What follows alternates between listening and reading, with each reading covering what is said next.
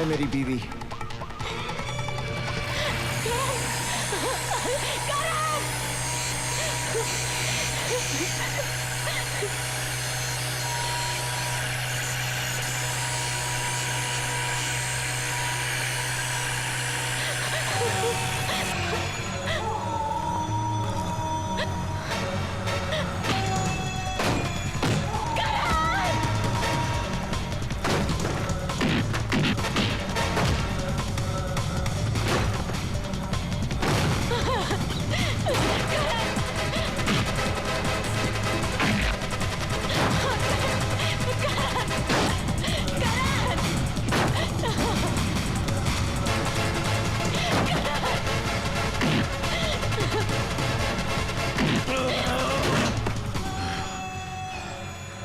अपनी बीवी की चीख तुझे यहां खींच कर लाई है ना? हाँ बे, जानता है मेरे भाई की चीखने की आवाज आज भी मेरे कानों में गूंज रही है। अब तो वो चीख सुनेगा जब तेरी बीवी के टुकड़े टुकड़े तेरी आंखों के सामने होंगे।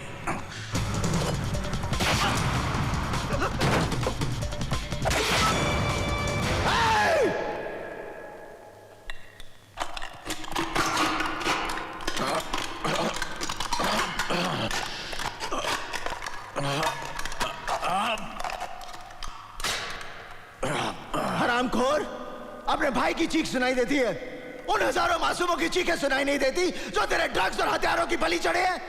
क्या वो किसी के भाई और बेटे नहीं थे? आज तू अपनी मौत की चीख सुनेगा।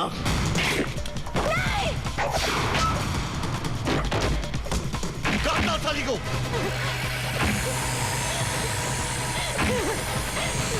मेरी चीख सुनेगा, मेरी चीख।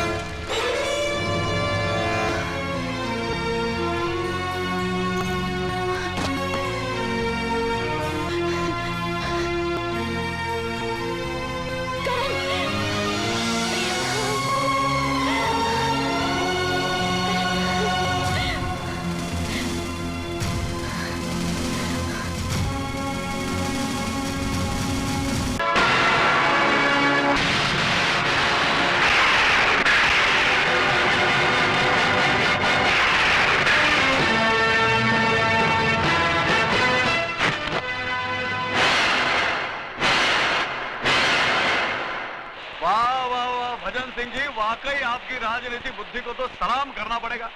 अरे इधर शिवा के हाथों पुराना सीएम शमशान पहुंचा और उधर आप मुख्यमंत्री पद की शपथ ले रहे होंगे। लेकिन भजन सिंह जी, आप इस पद पर बैठने के बाद आपके राइट और लेफ्ट के दोनों कुर्सियां हमारे लिए खाली छोड़ देना। अरे तुम लोग कुर्सी की बात कर रहे हो, मैं तो तुम्हारे लिए बेंच का इंतजाम करा दूंगा। बैठना है बैठ जाओ, लेटना है लेट जाओ।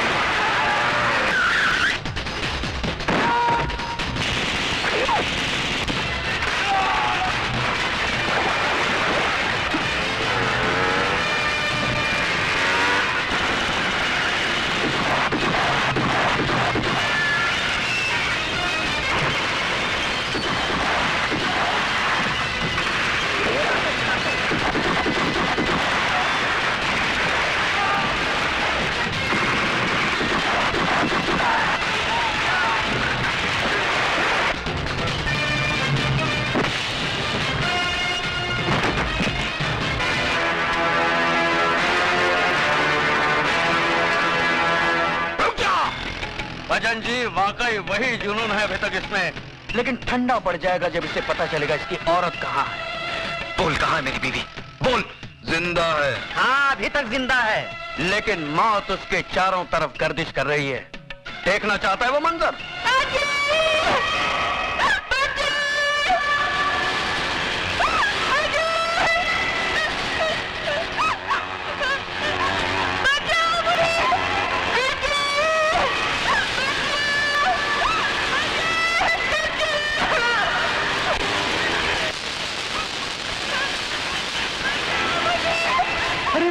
आगे नहीं जाना शिवा, आगे नहीं जाना। इन तारों में इतना तेज करंट दौड़ रहा है ना कि इसे छूकर तो लोहा भी राख बन जाएगा।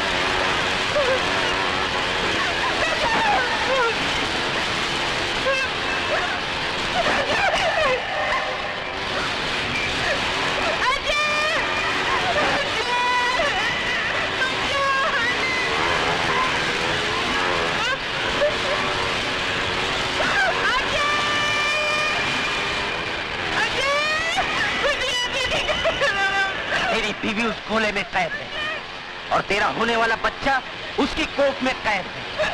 अगर तू चाहता है कि दोनों जिंदा रहें, तो जाके उस सीएम को उसकी जिंदगी की कैद से आजाद कर।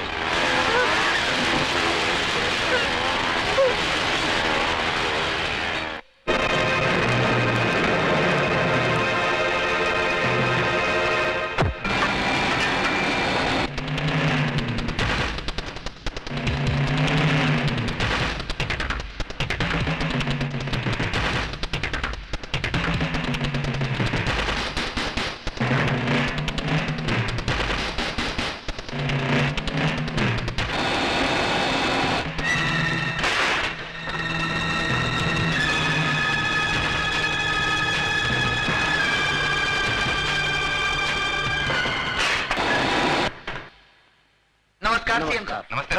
नमस्कार सीएम साहब।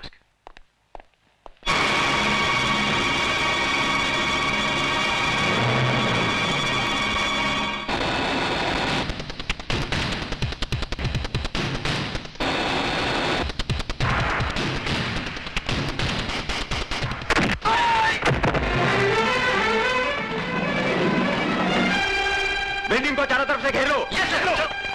कौन हो तुम? मैं वही हूँ जिसने 8 महीने पहले आपको मार डालने की कोशिश की थी, और आज वही अधूरा काम पूरा करने आया हूँ।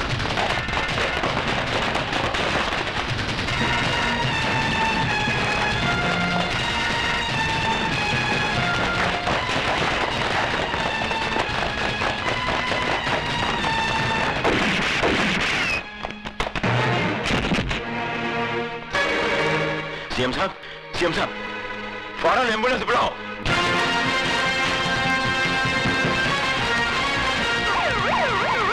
बिल्डिंग को चारों तरफ से घेर लो।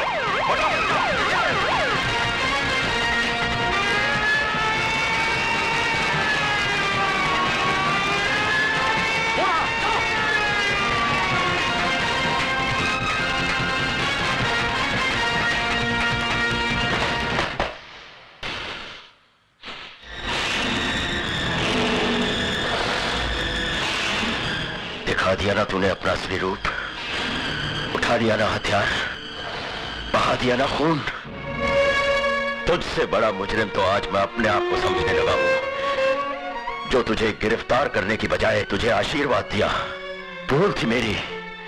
जो मैं ये समझ बैठा कि एक मुजरिम के अंदर इंसान करवट ले रहा है, नहीं, आज तूने ये साबित कर दिया कि चोला बदल लेने से आदमी का चरित्र नहीं बदल जाता। हाथ उठाओ, हाथ उठाओ। क्या कर रहे हो? सॉरी सर, मैं मजबूर हूं।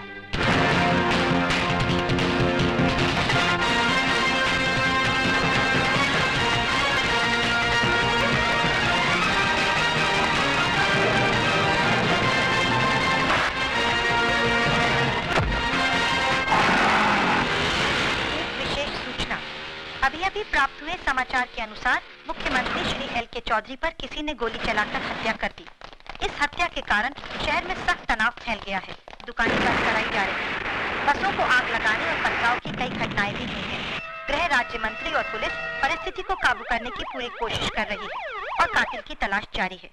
पुलिस महानिदेशक का शहरियों से निवेदन है कि शांति बनाए रखें और पुलिस को सहयोग दें।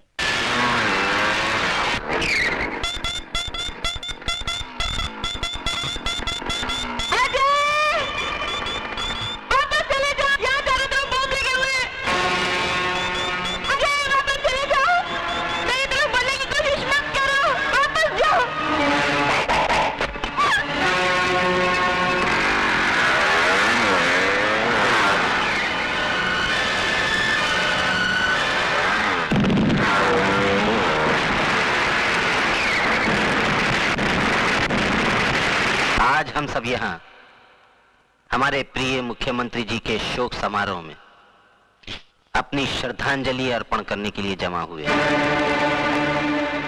मैं जानता हूं कि आप लोग मुझे मुख्यमंत्री पद का भार सौंपना चाहते हैं, लेकिन मुझे इस बात की कोई खुशी नहीं है।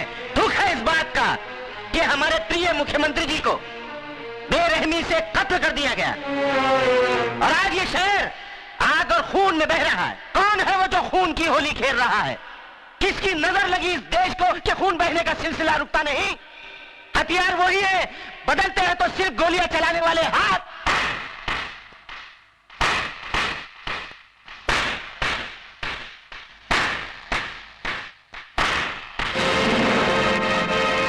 वाह भजन सिंह वाह, शब्दों से खेलने की जादूगरी तो कोई तुमसे सीखे।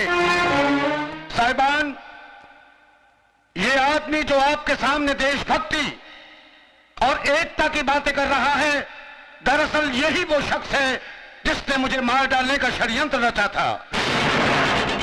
लेकिन शायद भजन सिंह ये भूल गए, मारने वाले से बचाने वाला बहुत बड़ा होता है। इन्होंने जिसे मेरी मौत का दूत बना के भेजा था, वही मेरी जिंदगी बचाने वाला फरिश्ता साबित हुआ। और आज मैं उस नौजवान को आपके सामने पेश करना चाहता हूं। अजय,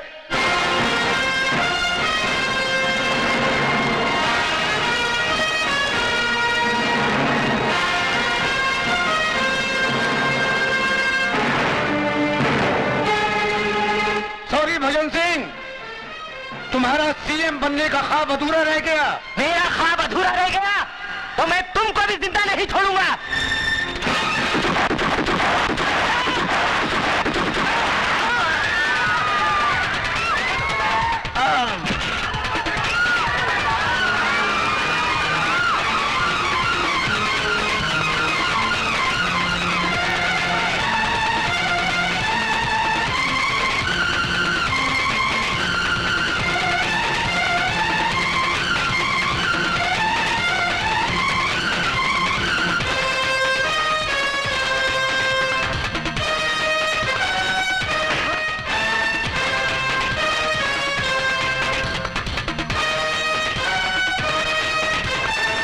तुम बचकर नहीं जा सकते भवानी,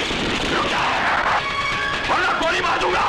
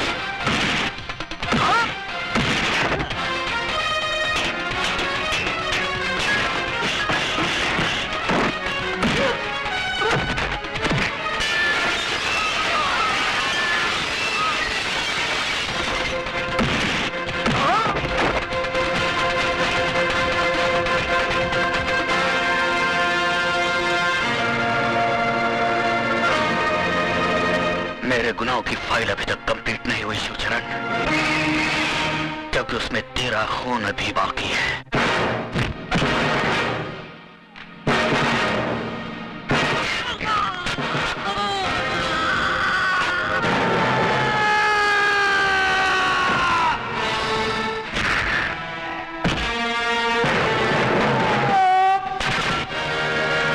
अगर तूने मुझे गलत रास्ते पर न डाला होता तो आज तेरा ये हाल ना होता ना।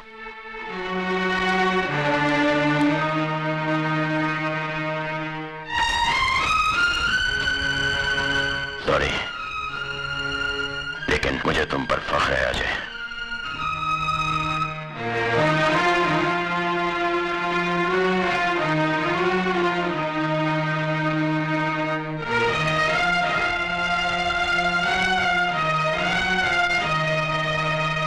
मुख्यमंत्री साहब की जान बचाने और कानून का साथ देने के एवज में सरकार ने अजय उर्फ शिवा को कम से कम सजा देने का फैसला किया है और उसे एक नई जिंदगी जीने का मौका देती है। आप पपियां जपियां पाले हम, अतियों के पेच लड़ा ले हम। आप पपियां जपियां पाले हम, अतियों के पेच लड़ा ले हम। दिल में है खलबली, ओ मेरी चुलबुली, खुल के मिले आज हम। पपियां जपियां पाले हम, अतियों के पेच लड़ा ले हम। ले पपियां जपियां पाले हम, अतियों के पेच लड़ा ले हम। दिल में है खलबली, मैं तेरी चुलबुली, खुल के मिले आज हम। अरे पपियां जपियां पाले हम, अतियों के पेच लड़ा ले हम। ले पपियां जपियां पाले हम, अतियों के पेच लड़ा ले हम। यहाँ दस्तखत कर दीजिए, ये आपकी जमानत के कागजात हैं। इतने सारे रुपयों का इंतजाम माँ ने कहां से किया? ये जमानत माँ जी ने नहीं दी है, फिर इन्होंने दी है, मिस्टर रवि वर्मा।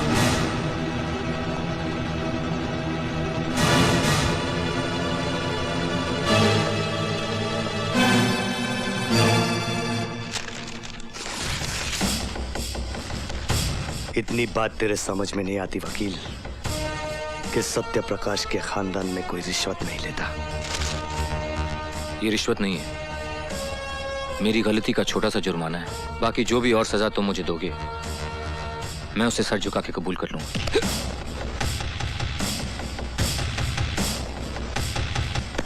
नाटक मत कर वकील, तेरे हथकंडे में खूब समझता हूं। पछतावा हो रहा है तुझे? प्रायश्चित करना चाह रहा है तू? अरे डर रहा है तू, डर रहा है कि मैं तुझे बहुत बुरी मौत मारूंगा। भैया, अरे हाँ मारूंगा मैं तुझे, और इस बात दुनिया की कोई भी ताकत तुझे मुझसे नहीं बचा सकती। आप ठीक है ना सर? सिर्फ एक रास्ता है तेरे बचने का, सिर्फ एक। जानना चाहता है क्या? मुझे भी इन सलाखों के पीछे मरवा दे, जिस तरह तूने मेरे बाबूजी को मरवाया था। सत्यप्रकाश जी की हत्या मैंने नहीं करवाई थी, मेरी बात का यकीन करो प्लीज। तू मेरी बात का यकीन कर वकील। अगर मैं मर गया तो तू जी गया, अगर मैं जी गया तो तू मर गया।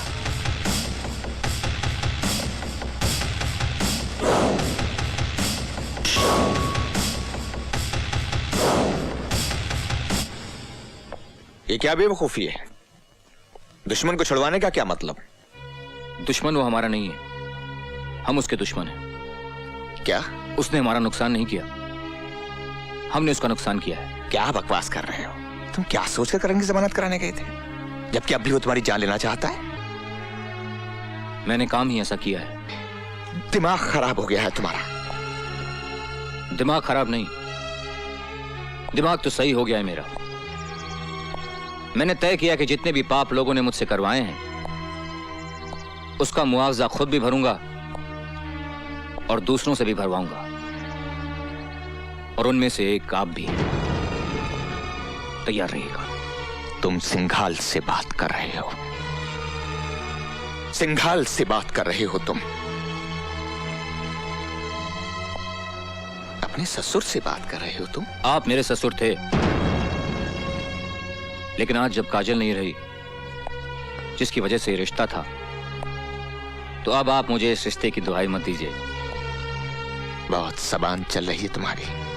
2 टके की नाचने वाली ने दिमाग खराब कर दिया है। अब वो मेरी पत्नी है, इस हिसाब से जिस घर में आप खड़े हैं वो उसी का है।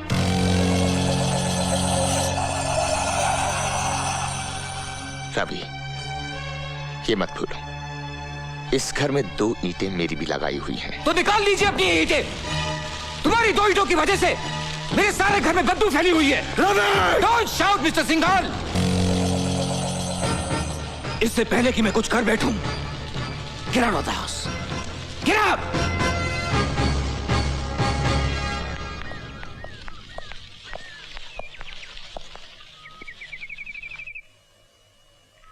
स्वांग रचाकर भले घर की औरत बनना चाहती है,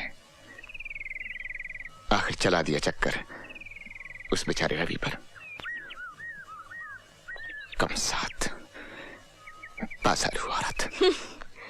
हम बाजारू औरतें सेठ, तुम जैसों की घरेलू औरतों से तो बेहतर ही है ना। तुम तो अपनी औरतों से कुछ भी मनमानी करते हो और हमें रुपए भी देते हो और तलवे भी चाटते हो। कम सर्फ, अपनी औकात से बाहर निकली। औकात देखनी है सेठ? हाँ देखनी है तो चलो चैलेंज फेंकती हूँ मैं तुम पर। अरे हाथ उठाना तो दूर, तुम सिर्फ एक बुरा लफ्ज निकाल कर दिखाओ मेरे बारे में। राम कसम, अगर पूरे बाजार में इसी छड़ी से मारते मारते तेरे घर तक ना ले गई ना तो कचरी नाम नहीं मेरा। अगर हिम्मत है तो बोल, बोल कर दिखा। मैं मुंह नहीं लगना चाहता तुम जैसी औरतों के। अरे सेठ, औरतों को पांव की जूती समझना छोड़ दे। जिस दिन सर पर पड़ेगी ना तो बेभाव की पड़ेगी। बात करता है साला। अरे औकाती क्या ससुरी की, कहो तो जान से मरवा दे। नहीं, वो सजा ठीक नहीं होगी उसके लिए। नहीं। उसे फिर उसी नाली में जाना होगा। बोटी बोटी बिकेगी उसकी। घिसट घिसट कर, रेंग रेंग कर, सड़ सड़ कर मरना होगा उस बदसौत को। वो सदा ठीक होगी उसके लिए। कर दिया है बंदोबस्त उसका। क्या हुआ बेटा? क्या हुआ? कौन? मैंने नहीं जाना। मैं खिलाऊंगा तुझे खेल, मैं खिलाऊंगा। मैं बोलूं? अरे नाच पीटी सत्यानाश हो तेरा। तने घर बसाने के लिए भेजा था मैंने, रुपयों कमाने के लिए भेजा था, रुपयों कमाने के लिए। पर तले कमी ने अभी से हराम का बीज भर लिया पेट में। आ रहे खबरदार माई, खबरदार, इसे हराम का मत कहना। मैं हूँ हराम की तो मैं हूँ, क्योंकि न तन्हें पता है न मने पता है कि मेरा असली बाप कौन है। ये तो एक शरीफ इंसान का बच्चा है जिसने प्यार किया है मुझसे। हाय हाय हाय हाय, मैं तो बोलूं प्यार करे है तन्ने, घरवाली समझे है तन्ने। अरे हराम की, जाके बोल असलियत बता के तू धंधे वाली है, नाचने वाली है, तब देखूं कितना प्यार करे है वो तुझे। हराम की जाई। मैं तो बोलूं संता, मिटा दे हराम के इस बीज को। तेरी तो कमीने। खबरदार संता, हाथ भी लगाया तो काट के फेंक दूंगी। तो जैसे 25 को सीधी कर चुका हूं मैं अब तक।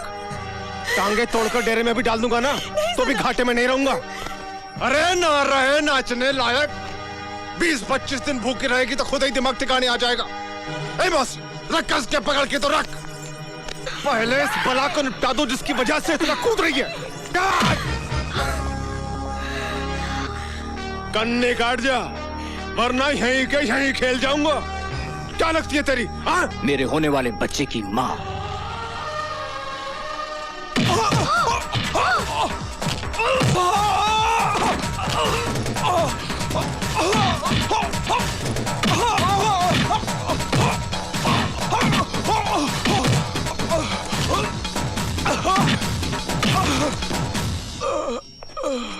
मैं तो बोल लूं? ना हुक्म, आप कुछ ना बोलो जी। टन टन टन टन टन तारा चलती है क्या 9 से 12? ये ले नहीं, ये ले।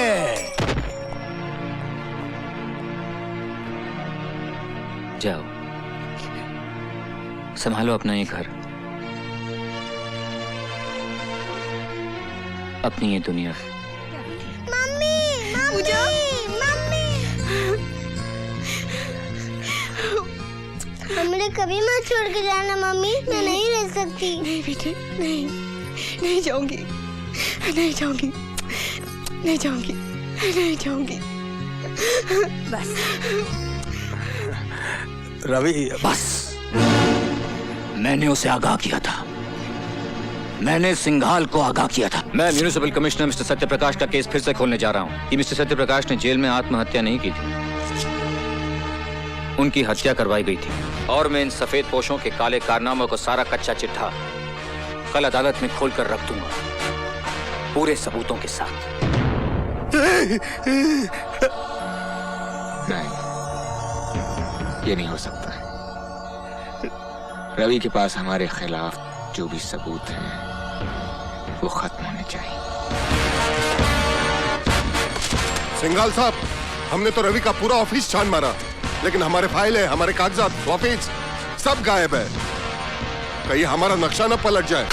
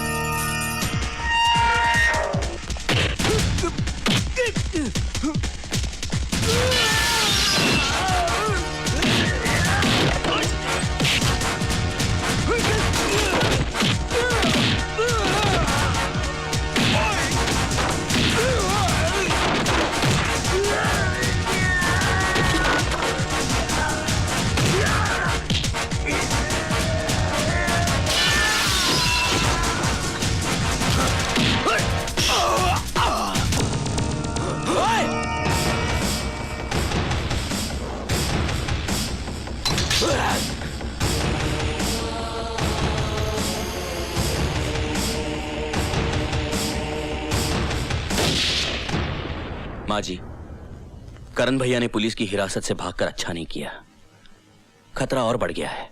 हाँ, खतरा तो बढ़ गया है, क्योंकि रवि वर्मा करण के पिताजी का केस फिर से खुलवा रहा है ताकि उन्हें झूठे कलंक से मुक्ति मिल जाए। अगर ऐसे में कहीं करण, नहीं नहीं, अगर करण का सामना रवि से हो गया तो वो उसे जिंदा नहीं छोड़ेगा।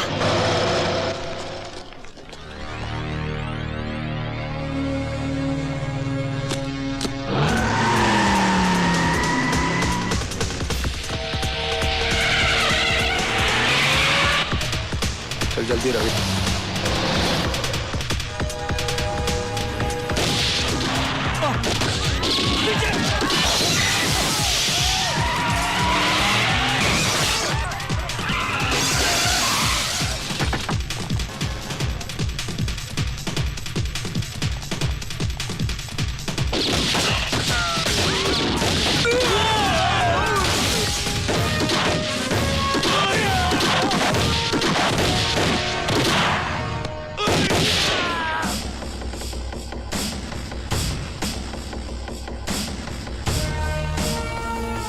मैंने कहा था ना वकील, मैं तुझे जिंदा नहीं छोड़ूंगा। नहीं करण, मार डालो मुझे, मुझे मारकर तुम अपनी पिता की मौत का बदला तो जरूर ले लोगे, लेकिन मेरी वजह से जो दाग उनके चरित्र पर लगा है वो तो वहीं मिटेगा, उसी अदालत में जहां वो लगा था।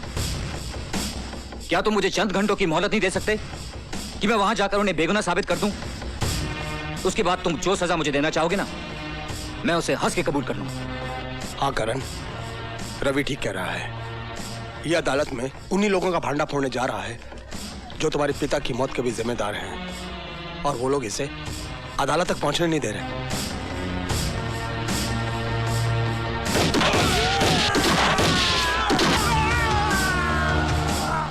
चल अदालत, दुनिया की कोई भी ताकत तुझे अदालत पहुंचने से नहीं रोक सकती।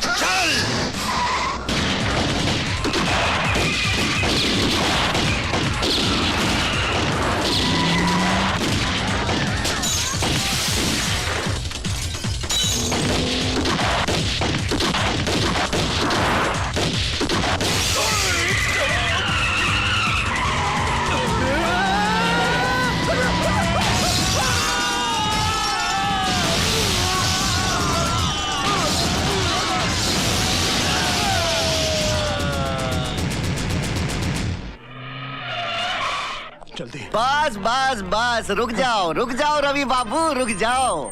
यहाँ तक आ गए, बहुत आ गए। अब इस रेखा को मत लांघना। एक रेखा ही तो लांगी थी सीता मैया ने। आधी रामायण दुखों में गुजर गई।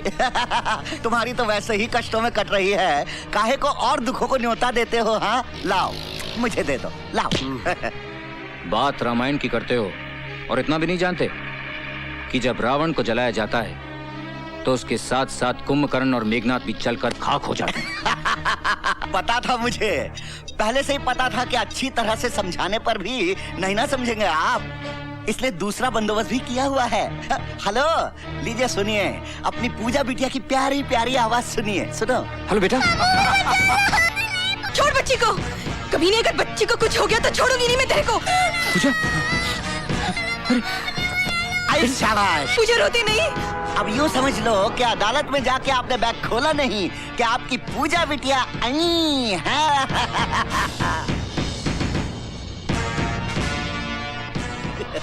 हरामजादे, तू क्या समझता है कि तू मौत का नंगा नाच नाचेगा तो मैं डर के अपने इरादे बदल लूंगा? You bastard. जल्दी। नहीं।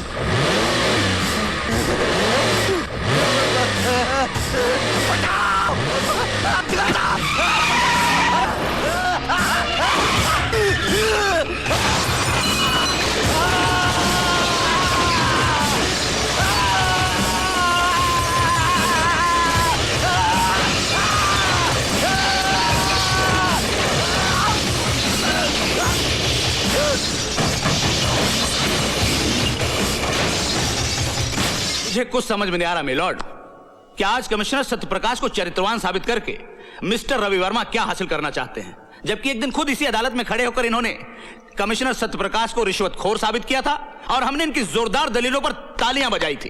काश आपने वो तालियां नहीं बजाई होती। काश जिस दिन मैंने पहली बार झूठ को जिताया था और सच को हराया था, लोगों ने तालियों के बजाय मेरे मुंह पर थप्पड़ मार दिए होते तो आज ये नौबत नहीं आती। और अब तो ये आम बात है मिलॉर्ड कि झूठ बोलने वाले को ताली मिलती है और सच बोलने वाले को थप्पड़। और उस दिन यही हुआ था मिलॉर्ड। उस दिन मेरी झूठी दलीलों को सुनकर लोगों ने वाह वाह की थी और उस संत जैसे आदमी पर पत्थर मारे। और वो उधर जो मेरी मां बैठी हुई ना जज साहब, उसने मुझसे कहा था कि उस देवता को पत्थर मारने वाले हाथ लोगों के नहीं थे, मेरे थे। और उसने बिल्कुल ठीक कहा था जज साहब, ठीक उसी तरह जैसे सत्यप्रकाश जी का कत्ल फांसी के फंदे से नहीं हुआ था। उस कत्ल के असली मुजरिम वो थे जिन्होंने फंदे बनाने वाले हाथों को खरीदकर उनका खून करने के लिए भेज दिया। भाषण बहुत हो गया मिस्टर रवि वर्मा। अगर आपके पास कोई नाम है और उसके खिलाफ कोई सबूत है तो पेश कीजिए, वरना खामखा अदालत का वक्त बर्बाद मत कीजिए। हाँ है, मेरे पास हर वो सबूत है। लीजिए उनके सारे काले कारनामों का कच्चा चिट्ठा मैं आज अदालत के सामने पेश करता हूं।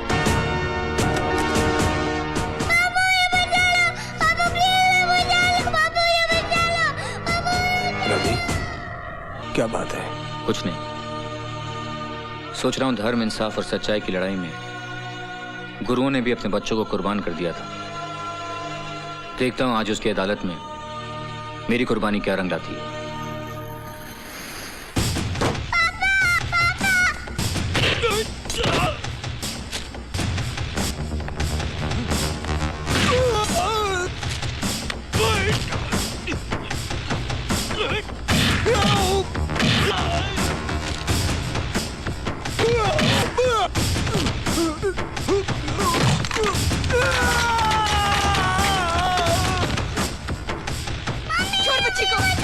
बहुत बुरा होगा तेरा। छोड़ बच्ची को, कभी नहीं।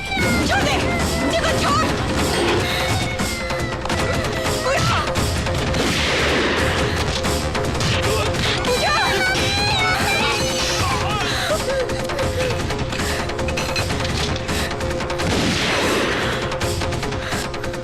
बच्ची को अदालत ले जाओ। यह अदालत शर्मसार है क्योंकि इस अदालत ने कमिश्नर सत्य प्रकाश जैसे नेक, सच्चे, ईमानदार इंसान के चरित्र पर दाग लगाया।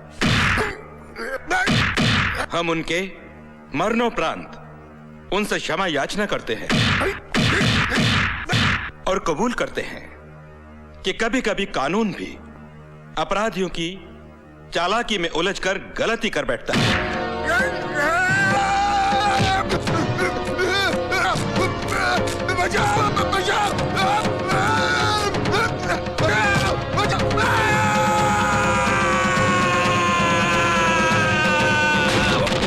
अदालत यह हुक्म जारी करती है कि कमिश्नर सत्य प्रकाश के खून के इल्जाम में तेजेश्वर सिंघाल को फौरन हिरासत में लिया जाए और इन पर बाकी मामलों के मुकदमे चलाए जाएं। रवि, पूजा।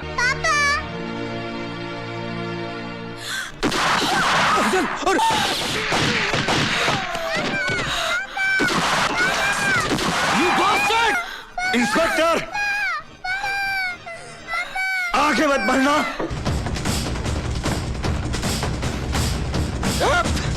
आगे सट जाओ, जाओ।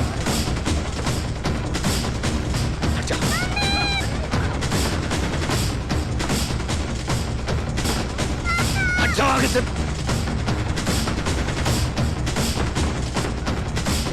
हट जाओ।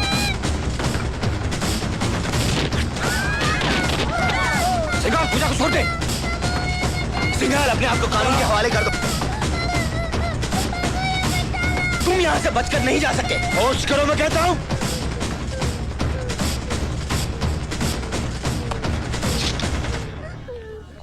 हट जा, हट जा, हट जा, लड़की को गोली मार दूंगा। हट जा।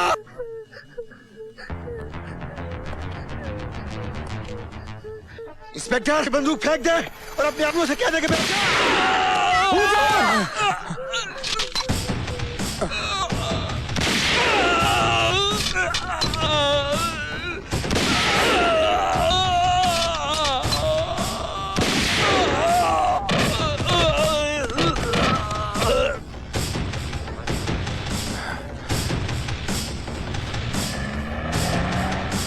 ये लीजिए।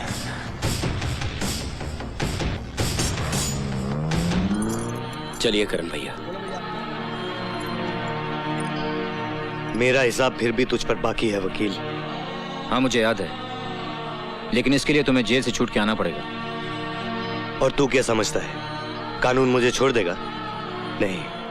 हाँ, छोड़ भी सकता है, बशर्ते तुम्हें कोई अच्छा सा वकील मिले।